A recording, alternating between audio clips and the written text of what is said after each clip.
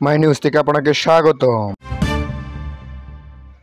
দেখতে থাকুন সর্বসাধারণ বাংলা নিউজ। সময় দর্শক, তরুণদের স্বপ্নে বাংলাদেশে গড়তে বিদেশি বন্ধুদের সহযোগিতা চান ডক্টর নিউজ। এই নিয়ে আজকের প্রতিবেদনটি, তাই দেরি না করে 1 সেকেন্ড স্কিপ না করে দেখতে থাকুন সম্পূর্ণ ভিডিওটি।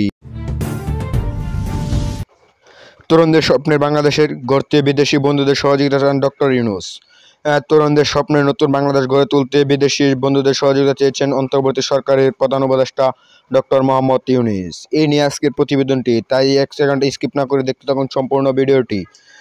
স্থানীয় সময় মঙ্গলবার 24 সেপ্টেম্বর সন্ধ্যায় নিউ ইয়র্কে জাতিসংঘ সাধারণ পরিষদে অধিবেশনে ফাঁক এক সংবর্ধনা অনুষ্ঠানে বক্তৃতা করেন তিনি। ডক্টর ইউনূস বলেন, যুব সমাজের জীবন উৎসর্গ এবং অদম্য নেতৃত্বের মধ্য দিয়ে বাংলাদেশ যুগান্তকারী পরিবর্তন ঘটেছে। একটি বৈষম্যবিহীন সমাজ ও সমৃদ্ধ দেশ গড়ার লক্ষ্যে তারা জীবন দিয়েছে।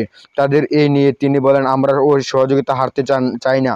বিদ্যমান রাষ্ট্র কাঠামো ও প্রতিষ্ঠানগুলোর অমূল্য পরিবর্তনের মাধ্যমে তরুণরা ও নতুন বাংলাদেশ গড়তে চায়। এটি বাস্তবায়নে আপনাদের সবার সমর্থন প্রয়োজন।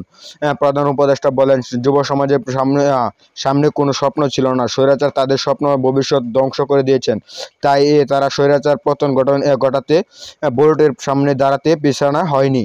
তাই এই নিয়ে আরও আপনাদের তিনি বিদেশি বন্ধুদের বিদেশি ও নোবেল বিজয়ী বলেন, বাংলাদেশের তরুণরা যে সাহস ও প্রত্যয় দেখেছে তা আমাদের অভিভূত করেছেন। বুলেটের সামনে দাঁড়িয়ে তারা পঙ্গত্ববর্ণ করতে পিছাপা হয়নি। তরুণদের গণতান্ত্রিক আকাঙ্ক্ষা বাংলাদেশে পড়তে আমরা আপনার পাশে চাই। জাতিসংঘ সাধারণ অধিবেশনের সহযোগিতা উদ্দেশ্যে নিউ ইয়র্কের সফলতা প্রধান উপদেষ্টা গতকাল মঙ্গলবার ব্যস্ত সময় পার করেছেন। তিনি মার্কিন